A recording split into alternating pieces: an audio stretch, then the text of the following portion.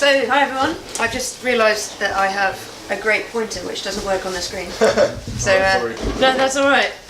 Cool, so I'm Ettie. I work at Cookpad. We're just up the road in Bristol. And I work as a machine learning infrastructure engineer, which is a job title that I totally made up myself, so no one knows what it is, but I will explain what it is. And I'm going to talk about machine learning in Kubernetes with Pachyderm. Pachyderm sort of in brackets. I'm going to talk more generally about Kubernetes machine learning space.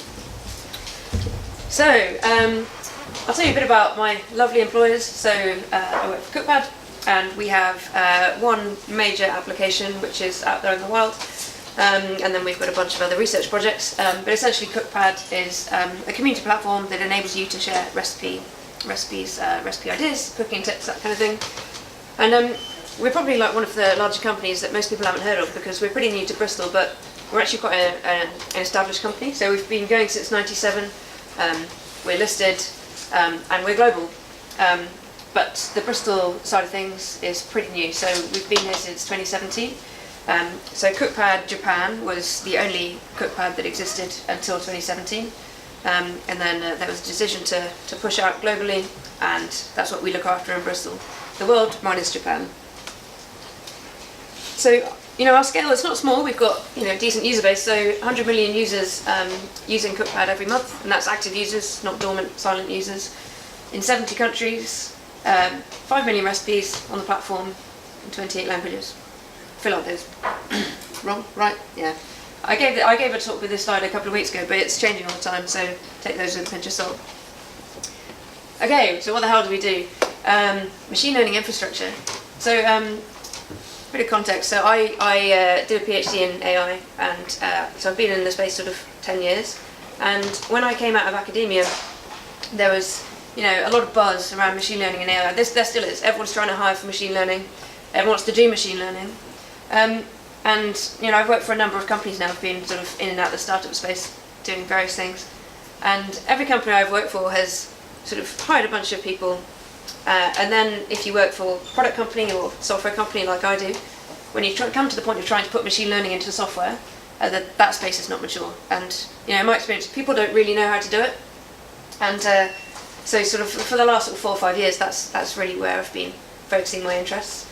So if you think of machine learning infrastructure as the team that we've got at Cookpad, we sort of sit somewhere between DevOps, machine learning engineering, data engineering. So we focus on trying to productionize work from the machine learning research team. And our team at Cookpad is very researchy, they're very pure researchers, and there's 9 of them and 2 of us, so they give us lots of work to do. Cool, so why is machine learning hard to put into software?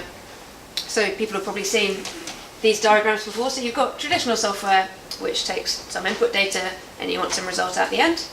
So you write a program that does what you want it to do, and you'll shove in the data and you get your results. And that you build your test suites to try and detect edge cases, make sure you've thought about everything. But in essence, this is deterministic. It should do what you expect it to do. So in the world of machine learning, we also have input data, but the output is not a set of results that we expect to get. The output is a program. So you are training on your target data, and you're putting out a model, and that thing's going to change over time. The world's going to change. Your model may stay static. How on earth do you measure that? So you've got all these buzzwords around software, and in recent years everyone's talking about CI, container orchestration, CD, all these really cool things that help you build software fast and reliably. But when you come to machine learning, actually that space doesn't really help you. You can take ideas from it, but there's a lot more to do. Okay, I built Graph, reminded myself of my 6 months as a data scientist many moons ago. So I've just taken GitHub stars as some kind of proxy of how popular things are on GitHub. So machine learning. So go back to 2011. Neural networks were starting to create a real buzz again. It's kind of come out of the dormant time in the 70s and 80s, and everyone was using Theano. It was kind of like NumPy-like structures to write your tensors and your arrays. And it was really, really low level compared to some of the APIs you get today for building machine learning. And time went on, machine learning got bigger and bigger and bigger, and TensorFlow came out of the woodwork and had this sort of meteoric rise. Keras was really popular. Keras got integrated into the TensorFlow API, and then PyTorch is one of the sort of upcoming stars. But they're sort of starting to settle down a bit now, and we've got really nice APIs for training machine learning models. Off the back of that, we've got this whole space, which is sort of, chasing on its heels around trying to deploy machine learning, what happens when we want to put this stuff out there. So I'm just taking a side to talk some engineering-y stuff. So Docker and Kubernetes, most awesome thing to happen to software engineering, right? You've got a standardized way that you can package up your software and a standardized way that you want to run it and orchestrate it. I don't know, how many people here are engineers? Not many, most people are data scientists. Oh, quite a lot, good. Wasn't quite sure what the audience was going to be like. Cool, so, software engineering community is coming down on these and, everyone's sort of picking this stuff up. So the natural thing to follow suit is that we want to take machine learning and try and push it in the same direction. So these are just some of the technologies that are sort of on my radar that are, really starting to gain a bit of traction. So we've got Pachyderm, which I'll talk more about, but that's been around since 2014. And all of these technologies, they are designed to be running machine learning on Kubernetes. That's container orchestration for machine learning with all of the right bells and whistles for what you want to do with machine learning on the side. So if we're talking sort of, Google today, then Kubeflow, that came out of the Google Cloud team. And rather than taking all of the stuff away from you, if you want to easily deploy machine learning and not think too much about your models, this is really the kind of DIY solution. You can do anything you like with it, and you maintain the deployment, and it's all open source. We've got MLflow from the Databricks guys, so really using Spark as your back end. And then Selden Core, which is a really nice little technology, but so absolutely fresh release. Don't go near it if you want to use it properly, but same kind of thing, running machine learning on Kubernetes. Okay, so Pachyderm. I'd love to sort of spend an hour and a half talking about all of these. I just wanted to pick one as a sample of sort of what these technologies can do. There are a lot of overlaps between these technologies. I just picked Pachyderm because it's been around the longest. So Pachyderm's been around since 2014, and it's a platform that runs on Kubernetes, so it's Kubernetes native. If you're sort of astute, you'll realise that it can't be running on Kubernetes in 2014 because Kubernetes wasn't around.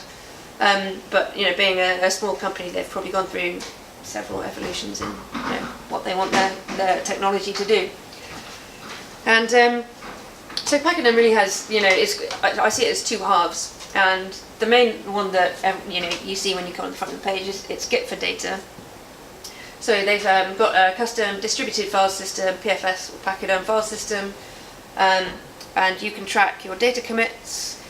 You can do branches. You can merge back in. If you sort of drew a graph of what it looked like, what you were doing, it's Git for data.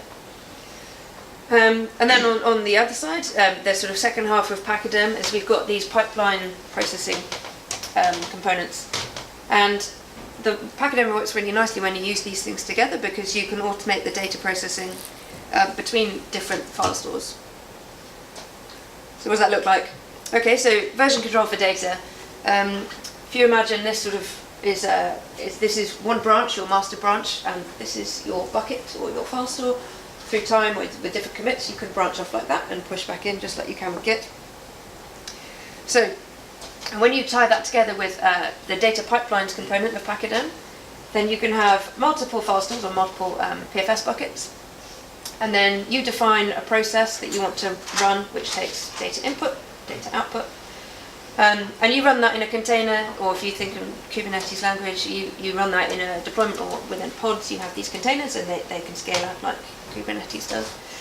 And then the really good bit is that you can automate the processing to listen to commits. So if I was running a feature pre-processing pipeline, every time I commit some data in, then the container would kickstart on a Kubernetes job, and then this process would run through.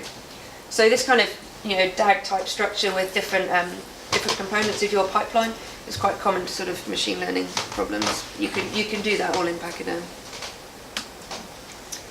Okay, so why would I want to use that? So Pachyderm isn't just for machine learning. You could use it for a few different things, but in the machine learning world, that's sort of where we're interested. Okay, so a typical research pipeline, I guess for people at Cookpad, because I've written recipes, might look like this. So the research guys at Cookpad, they do lots of neural network focus work, so they train a lot of embeddings for different use cases. So one of our research team comes up with some magic new embedding for recipes. They've got their code and they've wrapped that up into a Docker container. They've put it somewhere for us to put out to Pachyderm. So we could put all of our recipe data into a Pachyderm bucket and train these embeddings, and then we can spit them out the other end. Cool. So what happens next? Someone comes along and says, okay, I want to train a recommender model. And I think I want it to be a hybrid recommender, so I want some kind of understanding of what the content is that I'm recommending, so recipe embeddings, that's nice. But I also want the interaction data to understand what these people are interacting with, what they're clicking on, what they're scrolling through. So you can have 2 upstream buckets as the input for your process and orchestrate that all through Pachyderm. And I can put my code out there and to run on Pachyderm, and then I would spit out what I want at the end. So maybe metrics go one way, maybe my model goes another way to be read by something else. Okay, so that's a sort of use case for tying different bits of research together. Sorry, this might be a stupid question, but what's an embedding? What's an embedding? So an embedding is essentially a vector of numbers. And again, there's probably loads of researchers here, I'm not the right one to ask. But it's a representation of some data that you're learning. So the canonical example is the word embeddings. So Word2Vec came out some number of years ago. So if I put all of my words into the Word2Vec model, I learn some representation or semantic representation of what that word looks like. So if I trained it on Cookpad data, I'd expect all things like chicken, beef to be sort of close to each other in that vector space, vegetables to be close to each other again. So you sort of learn these sort of semantic reasoning between different things. So it's a function. It's an embedding is a vector, yeah, list of numbers. Cool. Yeah, I'd kind of like point to maybe someone who's more of a researcher after this, and then we can go on. But I guess in this case, you can just think of it as some representation of a recipe. So something neural network friendly that we can then pass into a model, because the model itself isn't going to take in the raw recipe data itself. Cool. Okay. So yeah, that was a sort of an example of tying together different things one might do with research. So in my world, I'm interested in inference because I want to put these things out to be consumed, to pass inputs to, so that we can interact on the platform with these models. Okay, so this was the first thing I did at Cookpad, was I built out a cuisine tagger. So we've got some classifier which takes in recipes and cuisine tags for those recipes. So it's a supervised problem. So we've got some Docker container that's running this code. And if we were to put this into Pachyderm, we could just pass it up and orchestrate it to read in from the tagged recipes. And same kind of thing again, we may want to sort of separate concerns around, monitoring versus where the model's going. So we have a metrics bucket, and then we push metrics out there, and we push the train model out to its own model bucket. Okay, so let's say we've got that pipeline and that's running steadily and we're quite happy with performance. We could come along and say, right, now we want to run this on live data, and we really want to know the cuisine tags for all of the recipes coming into Cookpad. So then I could write another pipeline job which runs inference, and this inference needs to know what the model is. So it needs to grab the model from somewhere. So that can read from the model bucket, and then we can have another bucket with unseen recipes, fresh recipes coming in, and that would provide inference on that data and spit it out somewhere else. This is all still within Pachyderm ecosystem here. And the really nice thing about this, and where I was talking about sort of automatic running on commits, every time a researcher comes along, trains a model, if it's sort of good enough, they're happy with it, that'll be put out into the model bucket. My inference pipeline can then automatically grab that new model, because it's running automatically on Git commits, PFS commits, and then new model gets published without anyone having to go and manually update the model version or anything like that. Okay, so what does it look like? So Pachyderm, it's got a CLI called packtl. That's because it's a Kubernetes native technology. So Kubernetes has a CLI called kubectl. Most technologies that run on Kubernetes will have CTL at the end. So if you want to use the open source version, you can grab it. It's free to use, and you'll need this packtl CLI to interact with it. They do have an enterprise version, so it's got a nice UI, the enterprise. So like I was just messing around with some jobs and some buckets earlier, and you could sort of click through and manually put in data without any coding, just to sort of get started and mess around. So you can grab that on a 30-day free trial, I think, and I don't know what the license fee is if you did want to take that further. Okay, so if you want to get it working, you'll need to run Kubernetes. Sort of the easiest way to get started is to run Minikube, so run Kubernetes locally, and you'll need this CLI tool to get you going. I'd really recommend looking at the examples in their doc. They've got this cookbook section on their documentation. It's really, really extensive. There are loads of machine learning examples. There's loads of examples for other use cases as well, sort of ETL, streamy data processing type things. Yeah, they seem to have sort of shifted a little bit in where they're trying to position themselves. About a year ago, they were calling themselves, the machine learning platform. They're now trying to sort of poke around different areas, but yeah, machine learning is still a huge part of it. There's loads of great examples on there.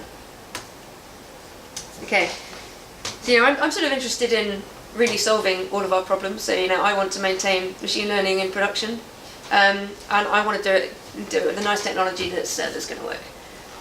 Cool. So these are some of the problems I encounter all the time. I'm sure everyone's seen them as well. So what data do I train on to replicate your results? So yeah, it's a common one. Your training models. You're grabbing data from 5 different places. You have an idea. You go and get some open source data that you thought of. You train a model.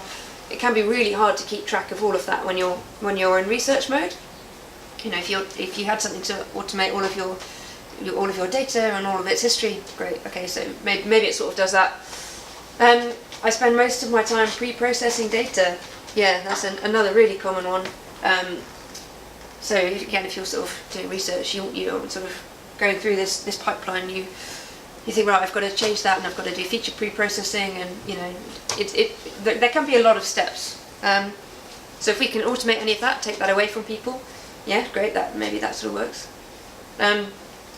I use TensorFlow. I use PyTorch. This is probably the biggest one we get at Cookpad. So our team is relatively new, the infrastructure team that is, and we have a pretty mature research team, and they're pretty evenly split between TensorFlow and PyTorch. So for us, if we can containerize everything, that's amazing, because we're not really in a place to be able to bet on one technology at the moment. Too much of a split. Yeah, it works on my laptop. I guess that's what kind of Docker sell themselves as. If you can take something and then put your software into it, it works anywhere. That's brilliant. So yeah, there's definitely some positives with Pachyderm. So experiments are reproducible. I think that's, in terms of sort of machine learning ops, you need everything to be reproducible. So when you think about testing code, you have to test code before you deploy it. So in my opinion, you have to absolutely validate experiments and train models against some kind of metric before you can deploy machine learning. So it's not just testing code, it's testing code plus model. So we need to be able to reproduce experiments, and we need some way to track that. So yeah, brilliant. So we commoditize feature pre-processing. Yeah, so that's a really neat feature. If you work with the same kind of data, say like you work on one product or one platform, there'll be a lot of things that you do again and again. All of your models use this feature here. So if we can automate that and push that out to everyone without them having to do it themselves, that's brilliant. Machine learning code owned by machine learning. I feel really, really strongly about this. So if you've got machine learning guys and they're writing code, they've got this brilliant model. I don't like the kind of throw it over the fence sort of approach, where somebody else takes that on and then pushes that out. Maybe they do make some changes. Machine learning people, they know machine learning best. And it gives you scalability out the box. It's container orchestration, brilliant. But yeah, it's definitely not perfect. So in my opinion, it requires far too much knowledge about the underlying technologies. So to get this thing kick-started, you need to kind of know about containers, about container orchestration, Kubernetes. It's quite a lot, you know. If you want someone to be focusing on machine learning code, which we definitely do, I think it's far too much. Yeah, data access for experiments is opaque. So yeah, when you're experimenting, you know, I've done this way back when. You know, you need to manipulate your pipeline quite a lot. You know, you don't know what that final model with the best features is going to look like. And if we want to create a sort of directed acyclic graph where we separate out all of the different bits of your pipeline and scale it out, that's brilliant. But what if you want to change your experiments? So there's a bit too much that's hidden from the researcher, I think, in this point. Cool. So I bothered to prepare a talk about Pachyderm. Should you use it? I don't think so. So that, you know, I'm an engineer. I love playing with technologies. I love new technologies. It's really exciting, but you've got to be wary of them. So I think, you know, if you deploy something that's not mature enough, you'll get burned by it. And it's definitely sort of not completely immature, but I don't think it's quite there yet. Yeah, I don't think that we have a clear winner in this sort of machine learning Kubernetes space. But yeah, my super is I think it's going to be Kubeflow, but we're definitely not there yet. But it's a space to watch. And I say engineering's gone this way, so machine learning in the space is really, really exciting. Cool. That's about it. And we're hiring if anybody wants to talk about that. Cool. Any questions?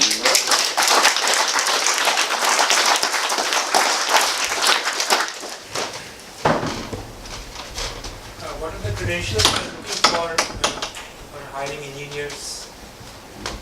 Yeah. So I think the kind of, you know, when data science became a thing, everyone said, oh, you can't hire the unicorn. I think we're sort of absolutely thinking the same thing. So we're looking for people who have some DevOps experience, people who have data engineering experience, maybe a bit of machine learning, but we realised that you're probably not going to find someone who's got all of that because it's quite a niche set of skills. Can you tell the difference between TensorFlow and PyTorch? This is PyTorch related to Python? Sorry? Python and PyTorch are interrelated? Yeah, so PyTorch came out of Facebook. TensorFlow's changed a little bit now. The new APIs are a little more friendly, but a couple of years ago they were quite low level.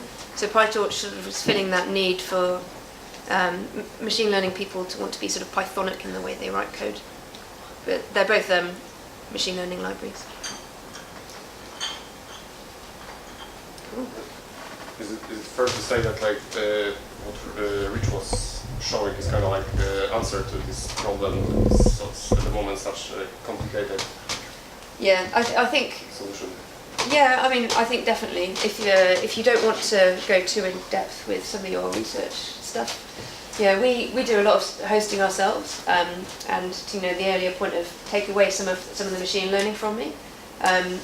We have very in-depth research, so that's why we go this route. But yeah, I always say if you can do it without machine learning, do it without machine learning. If you can do it with sort of off-the-shelf machine learning, do it with off-the-shelf machine learning, and then, you know, you only have to go deep if you really have a use case. You just said that you were doing all your hosting in-house. Well, we don't use any managed services for machine learning, so we maintain our own Kubernetes clusters.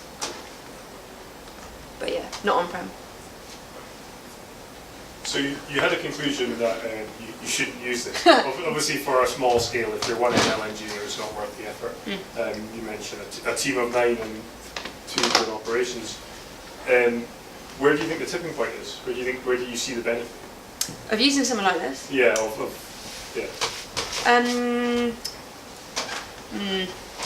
So I think the main reason I think you shouldn't use it is it's not mature enough.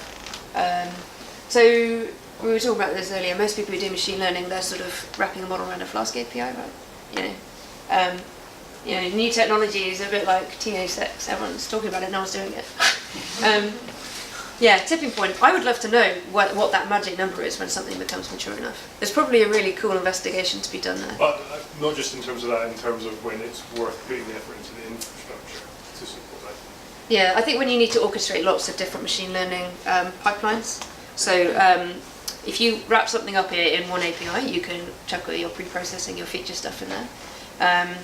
we're sort of reaching a point now where we've got several different models and they all need the same features. Well, do I want to throw that out into 10 containers and then run that feature pre-processing 10 times, or do I want to strip that out? So, yeah, it's really at that point. That's the point we're at now.